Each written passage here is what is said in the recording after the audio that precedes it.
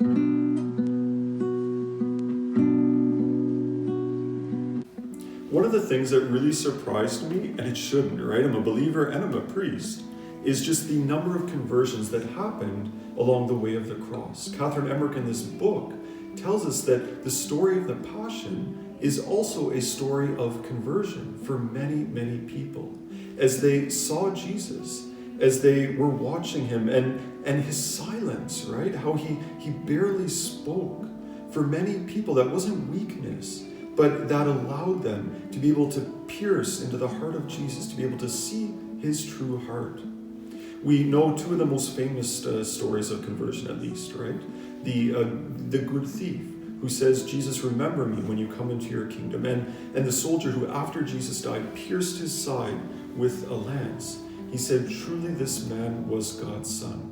I just want to share with you two other accounts of conversion in Catherine Emmerich's book that she talks about. The first one happens just at the end of the agony in the garden. She recounts how Judas comes with a large guard, a large number, many soldiers, in order to arrest Jesus. Remember, there's only 11 apostles plus Jesus, 12 total.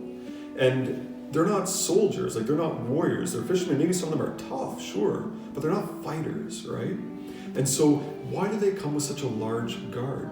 It says about half of them stayed at a distance and then half went with Judas to arrest Jesus. Why so many?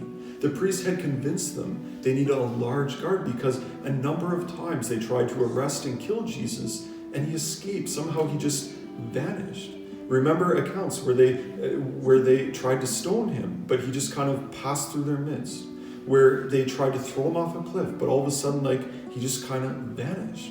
They were worried as they go to arrest him again this time that he may escape yet again from their grasp.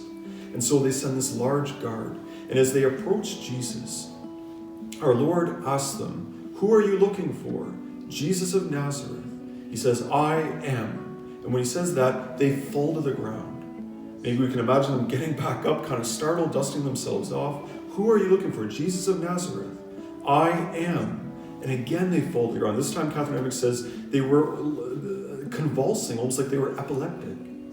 She recounts then how there were a few of them that didn't fall to the ground. All of them fell except for a few. Judas, a few of the archers, and a few of the priests who had come along. And she says the reason why they didn't fall was because they had been overtaken by Satan. They had been maybe possessed.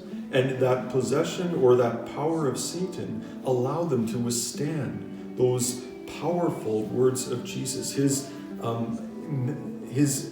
saying who he is, revealing who he is. And so then she goes on to say, for those who fell, all of them converted. Not at that exact moment, but later on, reflecting on all of this, and that movement of God in their hearts from that time allowed all of them to convert, including Malchus, who Peter cut his ear off. And then the second story of conversion I just want to share with you as well was when the priests were taking Jesus to Pilate's headquarters. They would only go so far, like a line in the sand, right? Where they didn't want to step into the courtyard because they saw the courtyard as unclean. This man, he calls out to them. He shouts out as they're approaching, you are right in not entering the praetorium, for it has been sanctified by the blood of innocents. There is but one person who has a right to enter, and who alone can, because he alone is pure as the innocents who were massacred there. It's not that this area is so unclean they dare not enter, but actually it's so sacred that they dare not enter. That area had been sanctified with the blood, with the massacre of the innocents. What is he talking about? You remember when Jesus was born, Herod was terrified after the Magi came and told him they were searching for the Messiah. He was terrified that the Messiah was coming and that he was going to dethrone him. And so he gathers all of those babies and kills them all, hoping to kill the Messiah. Those children, it seems, were killed in that area. And because of that, their blood sanctified that earth. And the only one with the right to step on that ground was one as innocent as those children, was one who was holier than those children, and that is Jesus. How does this man know this? Where is this prophecy or these words coming from? This man was a dad. He was a dad of, it says not just one, but it says babes, at least 2 children who were killed by Herod at that time. And what it must have been like for him just experiencing that, and the grief and the anger and the frustration. But then also then as he's getting older and seeing Jesus do all of these things and remembering like Jesus is the same age as my children would have been. At that time, he would have known they were killed because Herod was looking to kill the Messiah. They're seeing Jesus do all of these miracles, give all of this teaching, and they see the way these evil people, how they are treating him, and they see his silence like a lamb led to the slaughter. For them, for many of those parents, and for so many people, the passion of Jesus was a time of conversion.